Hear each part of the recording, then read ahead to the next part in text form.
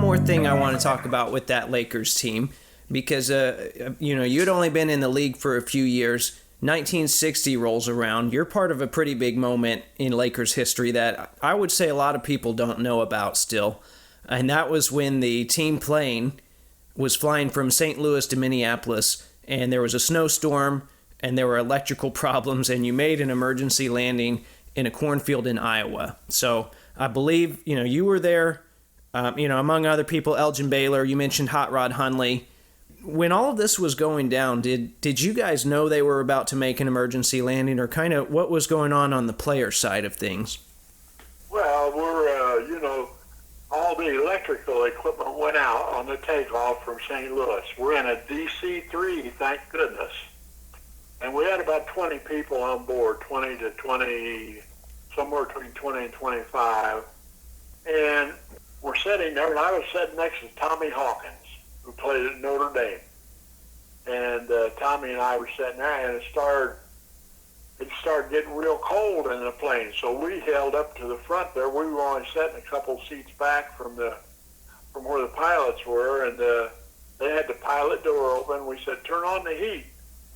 And they said, "There is no heat."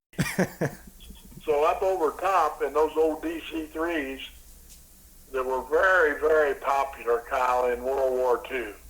The DC-3 was a lifesaver. But anyway, we put a blanket over us, and we start the trip. Well, ordinarily, in a DC-3, the flight from St. Louis to Minneapolis is about an hour and 10, 12, 15 minutes. We were in the air for 5 hours and a half. Oh, man. We got caught in a big snowstorm.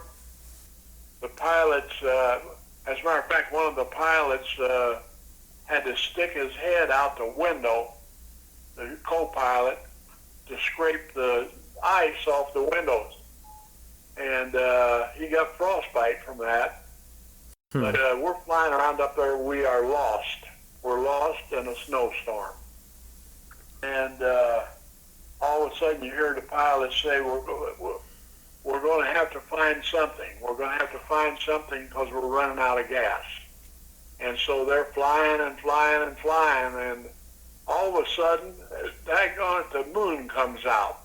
The snow stops, and the moon comes out up there, and it was just the weirdest feeling. But at about that time, or just a little bit later than when the moon came out and the snow stopped, they saw a town. And that town was Carroll, Iowa. And by then it was about 2 o'clock in the morning, and we started buzzing around that town because they were going to have to land someplace because we're out of gas. So they were flying about 200 feet. All of a sudden, you look down there, because it was light out now.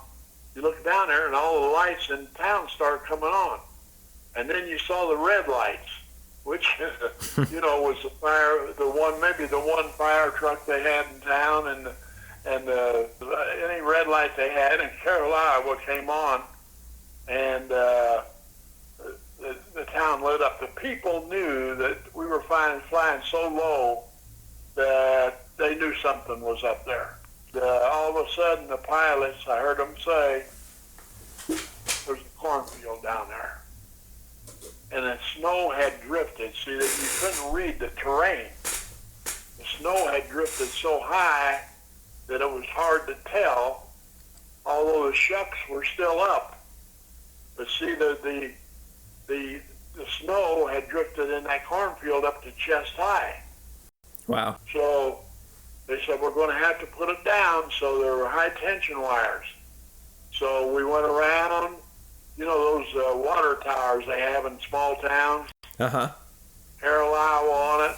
And we started going around and around and around. And all of a sudden they said, well, let's take a chance.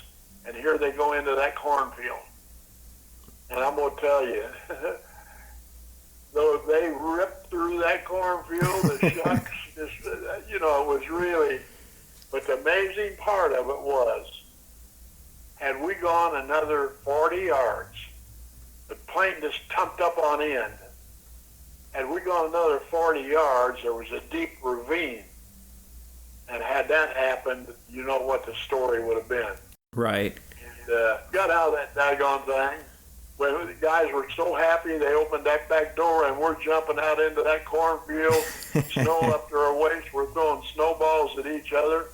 Those cars were parked on the highway about two blocks from where the plane was, and we waded through there. And I rode into town in a hearse, Wow. and went into a little town that had a little retirement hotel.